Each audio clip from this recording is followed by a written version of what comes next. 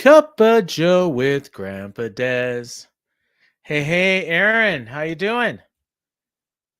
Oh, there we are. Hang on, where are you? Hey, hang on. Go. There we go. Sorry, technical difficulties. What can you do? Uh, I, you know what?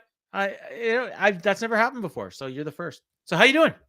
Hey man, I think that just set us off right on the best path here. You're gonna have the best show tonight, my man. Awesome. Um, yeah, I'm doing So, pretty well so far. I don't have a cup of Joe exactly, but I do have some bourbon tea here for oh, the cool. occasion. So I've got just the end of my coffee, and then I got a little bit of this ain't water, except it's water. Uh, mm, but in a Winnipeg Jets mug. But so before we get going too deep into this, obviously, if most of the people watching would know, and if you didn't, you saw the graphic at the beginning. You messaged me last night. We've had this scheduled for a couple of weeks already, actually. But obviously, last night Scott Hall passed away, and we should talk a little bit about that because we're both big wrestling fans. And you had some stuff you wanted to say about Scott Hall in particular, right? yeah, I did.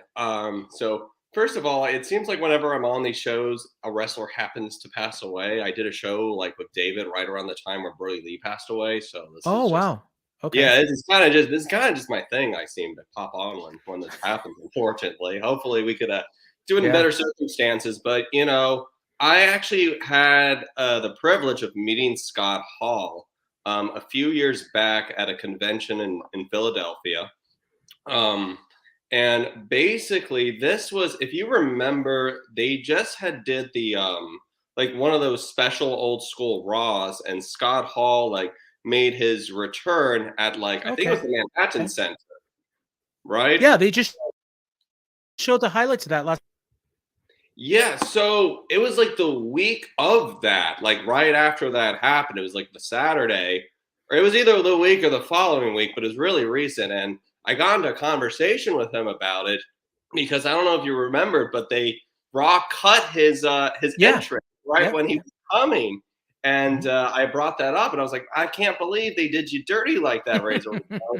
And he just was like, "Hey, yo, you should have heard the pop, man." He said it was one of the loudest pops he had like received, and Wow. that he had like was got goosebumps from that reaction. And from talking to him, he took like a lot of pride in that. Which when you go to a lot of these meet and greets, a lot of the wrestlers can be very hit or miss depending on sort of the time of day or whatever's going through. But Scott was real personable, definitely spent a good minute or two kind of talking about that and sort of That's just cool. yeah, which you don't necessarily get all the time. So just Mhm. having that even brief interaction, and I'm probably glad that I got him around like his kind of towards later part of his career. I'm not sure that necessarily would have happened in other stages of his life, but I'm definitely happy to have had that at that stage, that he was really still kind of took pride in his accomplishments and was willing to kind of share that with the fans. And that says a lot about a him, I would say, in that brief moment too. Absolutely. My guest last night, I don't know if you had a chance to watch it, but Rowan Unrau, he met Scott in Winnipeg and he was telling the story, very similar about how he was just super nice. And this is back in his Razor Ramon days. And he wanted an autograph from Tatanka. And then because Tatanka was there too or something. And then basically the kid Tatanka was like, I don't do that, man. Take my card, call my agent. And then Scott just looks at him and he's like, dude, don't talk to. And this Rowan was like 16 at the time. And he's like, don't treat a kid like that. And then he's like, do you want an autograph? I'll give you an autograph. And then and then he says, I didn't even want Tatanka's autograph by that point. Just Scott was so nice. I never had a chance to meet him. I mentioned we were front row for a Raw taping in Winnipeg, and we were heckling him as Razor Ramon because we were, like the smart asses that like to go for the heels and make fun of the baby faces. And he had fallen out of the ring and he was selling his knee. And either me or my buddy said, "Hey Razor, how's your knee?" And he just looked up right up at us and he goes, "Not too good, Chico." And we were just like, oh my God, he interacted with us. That's so cool. And he just completely in character, even though the count, like I think they might have been a commercial break, but he's like right in in character. And it was just awesome. And yeah, I mean, obviously we've had a lot of outpouring of stories in the last couple of days, and everybody seems to, like say nice things about him. Obviously he had his personal demons, but I think he learned from it. And by all accounts, the last 10 years has been pretty good for him. So it's a tough way to go, but he obviously had a lot of loved ones around him, and yeah. Now you mentioned going to see Scott Hall at one of these things. You go to a lot of these meet and greets, right? Because of the area that you live in. Yeah, so I actually have been collecting, and I'll show you briefly Awesome. some of my collections here, if you don't mind. No, not at all. This I I look won't at your go through all Washington. of them, but this is my binder, Oh, and cool. all of these are autographs, personalized Holy to me. crap. Wow. And these are just kind of the background, but these aren't the autographs. So how long have you had that going? I've been seriously collecting. It's definitely kind of been more on the uptake recently, but I would say since about WrestleMania 25 is when I started collecting. So And that's when I like went 2009. to. Yeah, that's how Yeah. I went to my first WrestleMania, and I met a bunch of wrestlers. See, you should have said like if you would have said like 1984, I would have believed you. But then you're probably not old enough. Like Yeah, I'm what am I? I'm an 86 baby actually. Okay, yeah, there you go. So wow, you're 86. My oldest son was born in 1991. So I could almost be your dad. Not quite. I'd have been 15. You know what? If I was as much of a scoundrel as my dad was, I could be your dad. Because my dad was 15 when he got my mom pregnant. So Right, you're just my grandpa though. Okay? There you go. Just leave it as that. Yeah. Oh, I am a grandpa. I'm just not your grandpa. But Yes. yeah, and obviously a newlywed as the you know what? I haven't put that up yet. Here we go. There we go. I'm a terrible. I need an actual producer. Yeah, so you just got married like what? You're almost a month now, right? February 22nd? February 20th. That's 20th. Okay. That's close. Like I keep saying, we've surpassed the Britney Spears 72-hour mark. So we're trying to go to, I think the next milestone's Kim Kardashian and Chris Humphries. They made about 3 months. So, we're going to kind of mark it like that and maybe do a little celebration for that. But, a little over 3 weeks, still going strong. I actually wanted to reach out to you because I know you said you've been married for 31 years? Is that right? 31 years, yeah, almost as long as you've been alive. Jesus. So I'll give you 2 pieces of advice. Okay. Number 1, never go to bed angry with each other. So whatever you've got going on, and you will have stuff going on, you will disagree with each other. Always settle it before you go to bed, as hard as that is. That's something we've always lived on. And number 2, she's always right.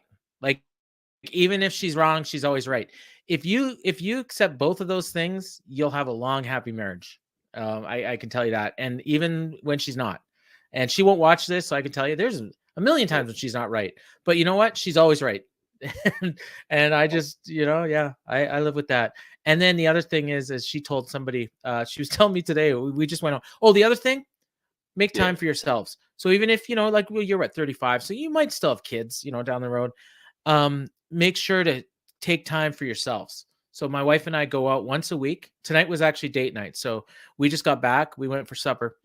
And she was telling me while we were eating, she says, like, yeah, my people at work were asking me about this. And she's like, are you ever worried that he's like running around on you or something like that? And she's like, he knows better than that. She says, because he knows I'll leave his ass. And then she says, but we had that conversation one time. And then he's like, you know what, though? If we break up, I'm going to have to pay him alimony because she makes more than I do. So yeah. But no, I'm I never leave the house. I do appreciate the advice, but I also have breaking news of my own that I've been meaning. You broke up? No, not yet. Not yet. That would be really bad. Yeah. But we are expecting awesome. a daughter, actually. Wow. So that's awesome. Yeah. So okay, so let me ask you this. Because you know what, your kid could watch us someday. Was this child conceived prior to marriage? Yes. Okay. Because my oldest son is he was born in August 1991. We were married in February 1991. Now, my son is not the brightest kid in the world, and he's been on the show actually. You can check it out. I think it was like episode 13 or something. But he must have been 15 years old before he finally figured out the math and realized that we had a bit of a shotgun wedding, because we were originally scheduled to be married in the summer, and then she got pregnant, and then she's like, it wasn't so much, it was a little bit of, like our families would be upset if they knew we had premarital sex. This is back in the early 90s, and we were both churchgoers, and it was a bit of a scandal kind of thing. But it was more about the fact that my wife didn't want to walk down the aisle, like 8 months pregnant. So so we decided, we got married in February. It was 1 week after my 20th birthday, so she was still 19, and we got married. We went to Vegas for our honeymoon, which in the early 90s, being in Vegas when you're not 21 yet, not the best place to go. We couldn't do anything. Yeah. I mean, I've been to Vegas quite a few times, and I've only gone once with a significant other, and we broke up like literally probably the week after that. So I've only gone like the Catherine's one. Like we were planning on going. You should go for Double or Nothing. So we were planning. Okay, so funny story you bring that up. So we were planning on going to Vegas, but that like in April of 2020, and then pandemic happened. Yeah. Okay. But you know what? Knowing my track record, we would have not been married. I would have done something to screw it up. So, God forbid. Double or Nothing comes up, and I'm like, hey, you know what? Let's go. Of course, there's this wrestling event. I've taken her to AEW Dynamite. I took her to the one back in January. Yeah. She tolerated it, is what I would say. She took one for the team. But there's still stuff to do in Vegas, and I do have another son. Actually, I don't know if you knew that, but I got a 3-year-old. As well. Okay. Yeah, from a previous relationship. So he was gonna be here, and I was just like, okay, I don't know if I can take you and my 3-year-old to Vegas while I'm just like doing AEW stuff while you're pregnant. So then I just like, you know what, I'm gonna make the correct decision. As much as it sounds like an amazing trip, I'm gonna withhold that, and I'm just gonna go to my 2-hour drive down the road to Philadelphia and get my autographs. And just take that as a win and not push the Vegas thing. Although I'm really sad that I'm not going to be able to make it there with you guys. Well, yeah, and like you said, there's a lot of things to do in Vegas. My wife hates Vegas. So I mean, we went for our honeymoon. We went on our 10th anniversary, and then we went one other time when the Winnipeg Jets were playing in Vegas, and she likes the Jets. She likes going to hockey games. So we went to a Jets game in Vegas, and that's it. And that was like a 2-day trip. I go to Vegas like normally before the pandemic, like 3 times a year. Once is usually for a wrestling show with all my wrestling buddies, and then the other 2 are usually poker trips. And I go by myself. Sometimes I bring one of my kids because 4 of my kids are adults now. So, I'll bring one of them, but my wife just doesn't like going. So, and she trusts me, and I go and I don't get into trouble when I'm there. I'm a good boy. And but I mean, poker, actually, I am big into poker myself. So I got into poker right around like the Chris Moneymaker, like boom era. Me too.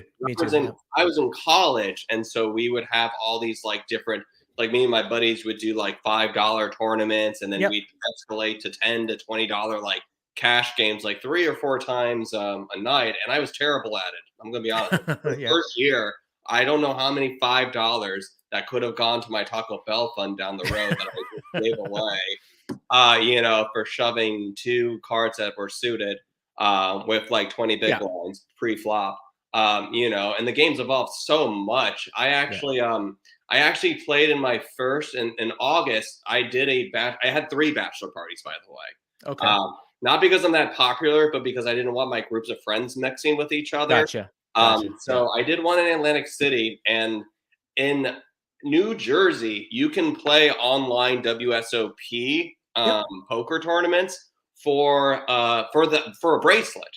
You know that, right? Oh yeah. It's a $10,000 buy-in. Yeah. So this one was like a $500.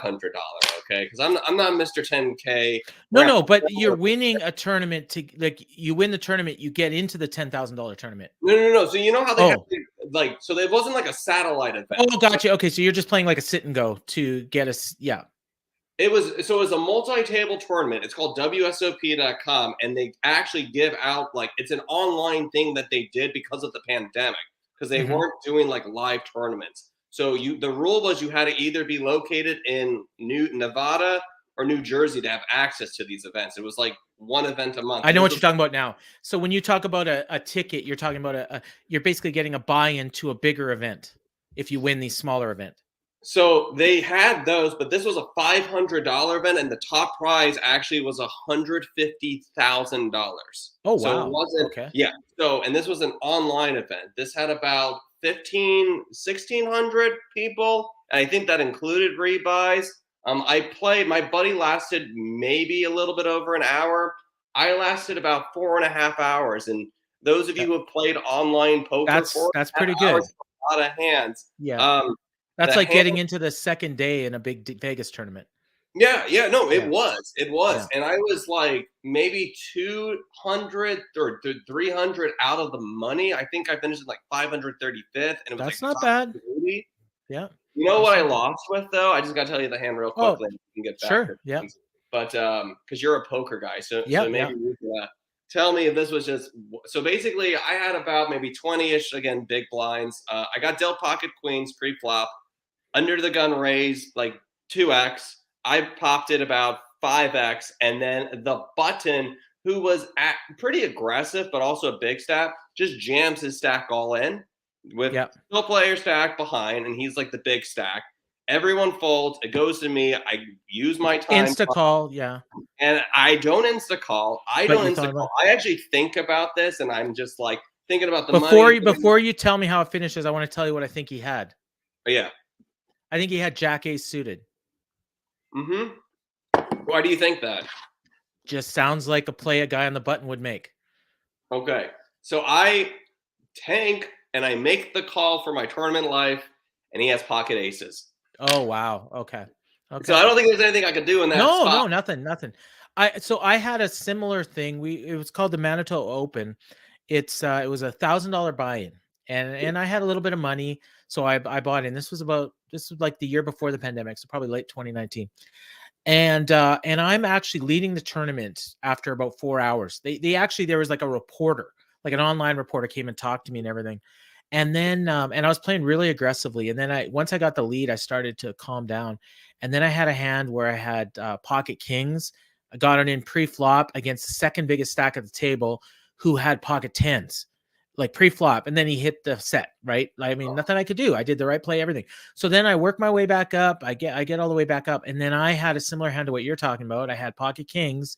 And then a guy, with a suited ace, goes all in. And then I call, and he hits his ace. Like, nothing you could do, right? And you figure for like $1,000 buy-in, you're going to be, but I can't really blame the other guy either. Like, he's trying to win, and he thinks he's got a good hand, and he looks at a guy that's been pretty aggressive, so it's just the way things go sometimes. It really is. It really is.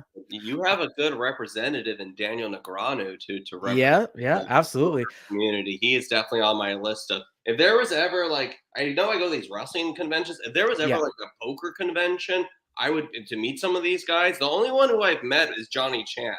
That's the only one I've met so far on my list. So I played a World Series of Poker event, not the main event, but so years ago, this was maybe like 2013, 2014, I won a tournament, and you can actually Google it and you'd see the results. It was at Caesars. It was called the Caesars Deepstack. It was a $230 buy-in, and it was a pot limit Omaha, and the first prize was $8,000.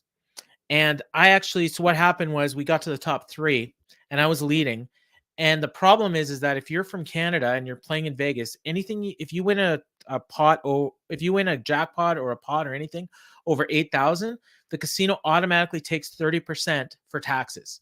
And then you can claim it later, but it takes I won a jackpot one time. It took me 1.5 years to get my money back. Like, I got it back, but it took that long.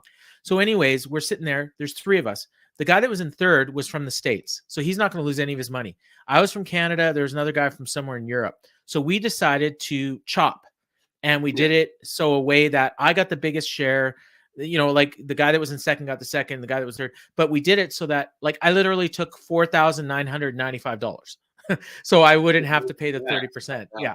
So I took that $5,000, and the next day I went to it was the Rio, which is across the back lane from Caesars, and I bought into the $5,000 buy-in event at the World Series.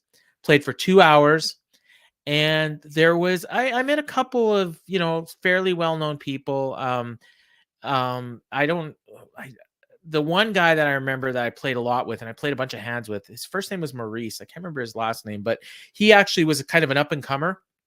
And I started following him on Facebook, and he was posting his tournament results and everything. I haven't seen much from him in a while, so my guess is he probably crapped out somewhere. Mike Madison was playing at the table next to me. I was kind of watching, with the thing, and a guy from Winnipeg was playing in the same tournament and ended up finishing in 15th place and won, I think it was like 40 grand.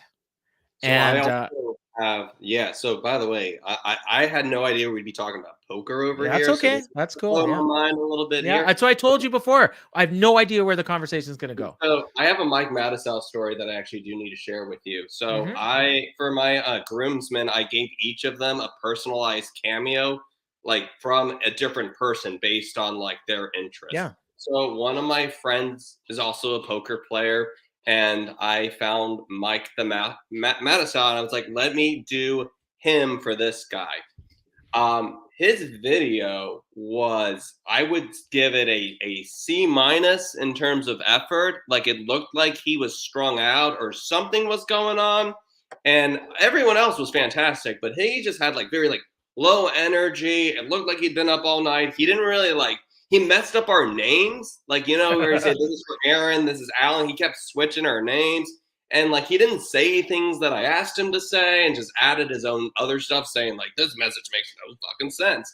So you can review the cameo. So I gave him, out of 5 stars, I gave him 2 stars. And I said, what happened? And the next day I got another cameo, a redone cameo from Mike that was better, but then in the video he blamed the first video on him having COVID. Oh my, what a so this video might have been more of a B- C+ effort, so it was a step up, but there he is right there. But I think it was, I don't know if that was the best $50 well spent, but my friend really appreciated, and he did say that our inside jokes. So oh, cool. I was going to get my wife a cameo for our 30th anniversary, and I kind of put a couple feelers out there, and I just realized she probably wouldn't like it. And thing is, it would have to be somebody super famous. I know John Bon Jovi was doing them for a while. But he wasn't at the time that we were, we had our anniversary, and that would have been the one she would have liked. She'd like Axl Rose, she's big into classic. I guess it's classic rock now. We hate to call it classic rock because we were just when we were newlyweds, that was what was popular. But I guess we're old. So actually did work with Catherine, by the way. I gotta tell you, I was actually worried. I did for Valentine's Day, and because we were about, it was the week before we're getting married, and I'm just okay, what are we gonna we had that conversation, are we doing something for Valentine's, or is this just gonna be the wedding? And she clearly said she was still expecting something on Valentine's. So I'm just okay. And I ended up giving her a cameo from a Big Brother contestant that she liked, because she watched that show. So I was look, I'm trying to find someone affordable, but not, the actual roses of. Yeah, that's probably $500. And I think this one was around 50, 60 or something like that. And it was a rap. She raps all of her videos. Oh, cool. Yeah, I don't know if she's as good as a Max Caster or as bad. I don't know how you want to say it, but somewhere on that level, I guess, is where it was. But it went over well. Let me just say that. Well, that's good. So, that's good. That's my young blood advice to you. Hey, yeah. No, and so we ended up well, what's funny is you've got a February anniversary, and so do I. So mine is February 9th. And so Valentine's Day is the 14th. We always do something for our anniversary. And by the time we get to Valentine's Day, she doesn't care. And she's always been this way. She does. We do stuff for our kids. Well, I should say she does. She buys them treats. chocolates, sometimes like for the girls, a stuffed animal, whatever. But for us, we don't get ourselves anything. I remember one year I got her flowers and she said, I told you, I don't want anything for Valentine's Day. Like, that's it. I don't want anything. So, so I learned, and because we have my birthday on the 2nd and then our anniversary is on the 9th, by the time we get to the 14th, we're done. We don't need to celebrate anymore. And, we have our other times we celebrate. Her birthday, is in December. So, other thing I want to talk to you about, as I mentioned here, do you Wordle? So I had no idea what the hell Wordle was. You put in our Facebook group. I think that was the title of the thread. Does anybody in here Wordle? And I'm looking at it. Okay, first of all, it's Aaron Stone.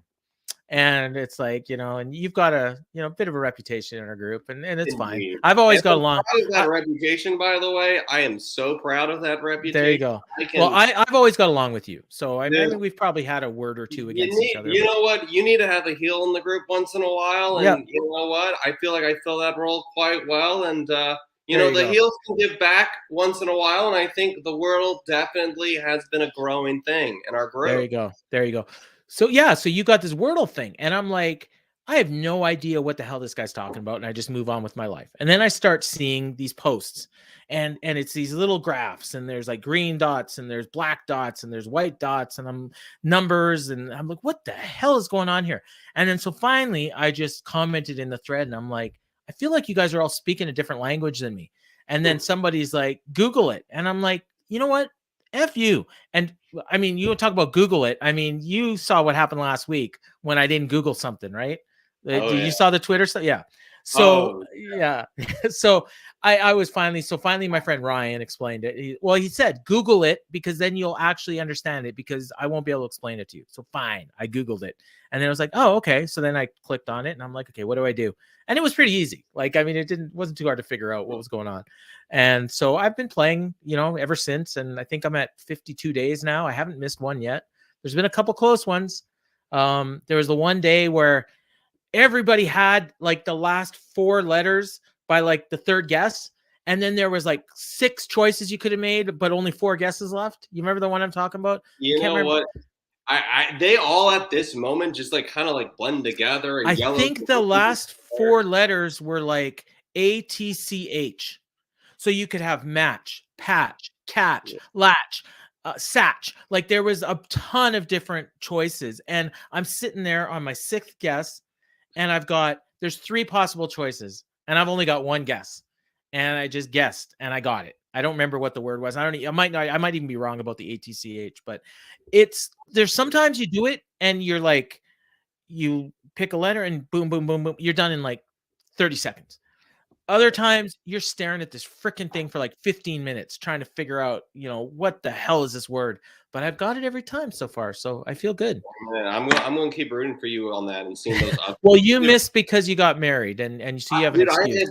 I had fallen off the rail since the marriage, and now I haven't really like even gotten that back into my routine. But now that I'm talking to you, I feel like I gotta get back into the routine. Like I started the group, I can't just have people doing it without me, And now you got these other things like Erdle and Dordle and musical Dirtle, and I don't even know. I'm only doing the one. I can't get down this rabbit hole. I spend enough time online. We gotta interact in real life. Like something like this, I think so. Yeah, dude. The stuff like this is definitely needed in at least I shouldn't say our country, but in the United States for sure. Well, for me, like I figured out when I started this show, I didn't really know what I was doing. I didn't know why I wanted to do it. I just knew I just had this idea, and it was Cup of Joe with Grandpa Dez. And I honestly, at this point, I wish I would have just called it something else, but whatever. That's the name. And so about 3 or 4 episodes in, it dawned on me, okay, all I'm doing is having conversation with my friends, and I'm recording it and putting it out on YouTube. And if anybody wants to watch, fine. I've got some episodes that have been watched by, like 8 people, and I've had other ones that have been watched by 300. And it's like, it makes no sense to me. And I honestly don't even care at this point. I just want to have good conversations with cool people. And so when you reached out and said, hey, I'd love to do your show, I'm like, I'm never going to say no to anybody. So if you're watching this show and you want to come on, send me a message. You'll be on. We'll figure it out. We'll work out the time. And I'm super glad I got to meet you, because I know so much more about you now. Like, I didn't know anything other than what you have on Facebook, which isn't a lot. You know, I know you're married. I know you live in Maryland. I know you're a big wrestling fan. I know you're like AW. You know, you got your Stones Throw that you put up in your course, in man. the I do AW that every threads. week. I got Yeah, my I got my I got my star ratings too. I've been yeah, doing those for a while. I mean, I actually initially, I know we got to probably wrap up soon, but yeah, yeah. initially I used to have a YouTube channel. So how Okay. I actually joined the group was from Jason, who also had a YouTube channel back in like 2008, 2009. Hagholm, Hagholm. Yeah, yeah. Yeah, he's coming on in 2 weeks. So I've known him for like well over a decade, this guy, Okay. because we would make, not together, but we were in like the Yeah. YouTube wrestling community back in like 2008, 2009. And like basically we would just make videos of like pay-per-view reviews. And that's where I would get into the star ratings. I didn't even Oh, know what cool. they were until I started watching the videos. And then so I'm actually I'm a teacher. I'm a special ed teacher myself. Oh, wow. Um, Awesome. yeah, been doing it 15 years at this point, You actually. know who And else is a special ed teacher? Promise Thomas. oh, okay. Yeah. Yeah. A group. All right. See, Yeah. look at all these things. Anyway, But sorry I anyway, interrupted you. hey man, it's part of conversations too. Yeah. But here's the thing: I started making these videos, and I was just like you. I said, I don't know why I'm doing it. I just see other people doing it, and like for me, they are some of the most cringiest things when I like watch them back, and like the quality is horrible. But I ended up getting at like my highest point about like 750 subscribers, and Wow. like getting a few hundred views like minimum on each review. And I know that I had made it when one of my students was like, Mr. Stone, he goes up to me, he says, I saw your No Mercy review. I just was like, Wow. oh my gosh. Like, and this is a school for students. It was a school for students with like learning disabilities. And there's like maybe like, I don't know, like 70, 80 high school students in the entire school. And like one of them like saw Yeah. my No Mercy video. So I was like, you know what? I've made it here. I did it for a few years, and then I was like, all right, I've made it to the big time here. I can retire while I'm on top. Yeah. Well, I haven't got there yet, and again, I'm not even sure if I will. And you know, there's so many, like everybody's got a YouTube channel these days. So, and I just, you know, I'm late to the game, but I try, you know, like if you look back at my earlier ones, I've made some improvements. The picture's a lot better now. The graphics are better. You know, I'm trying, and I'm having fun, and that's the main thing. I mean, as long as you're having fun, you keep doing it, and as soon as you stop having fun, that's probably the time to get out. I had a guy at work in a Zoom meeting. We and he was like 3 levels above me in the government in my day job. And when the thing's done, he says to me, he says, "Oh, Paul, before you go, don't let CM Punk give you crap." And I'm just like, you saw that? And it's like, Dude, I cannot believe that, man. But seriously though, like I don't understand. Like I'm on with that. I'm on Team Paul with that because I'm just mm. like, what is a wrestler going to have to do and respond to some like random person like you Well, all because you don't you know don't the know whole. something about 2005? Like, Well, okay, it's not just that. Okay, the fact that I didn't know is one thing. And the fact is, and to his defense, they did explain it like whatever 30, 50 seconds later. But what he didn't know is that I didn't see or hear the explanation. So I just went on Twitter and I asked my followers, and I got an answer right away. My problem was I was a dick to people that responded to me. Now, I would say you and probably 95% of the other people out there would have done the same thing I did, but I'm not trying to excuse it. I'm just saying I'm not alone. You got people telling you don't know anything about wrestling when all you do is watch wrestling. You're probably going to be a little sensitive about that. yeah, but it's also like, yeah. So I remember watching it. I'm not gonna pretend that Yeah. like I knew what it was, but I before they announced it because I was watching it with my buddy of mine, and Yeah. like I was like, oh, this is probably like something either Chicago related, like some Yeah. Chicago thing, or it's something from his ROH days, like And from that's something. what I figured. Or maybe it was some video game like Adam Cole, you know. Like I figured it was probably his ROH thing, but I just asked, like, because I figured, well, he's not doing this on a pay-per-view. It's not important. So there must be a reason. And people saying Google it. Like, what am I gonna Google? Like, you know, like if I don't know the title of the song and I've never heard it before, how can I Google it? You know, what is the song I'm listening to right now? I guess I could Shazam it, but Shazam, what are we, whatever. 2014? Who Uh Shazams? yeah. So you know what? Like we had a nice conversation here for a half hour. I'm gonna have to have you on again sometime because I feel like we could do this again and talk about just completely different things. And hopefully next time nobody dies. the day before we record. This will be on. We're recording this Tuesday night, but this will go up on Thursday evening. So as you're watching it, you'll be watching Impact or this, and I would think most people are going to choose this. So, so I think that's going to do it. So for Aaron, I've been Grandpa Dez, and this has been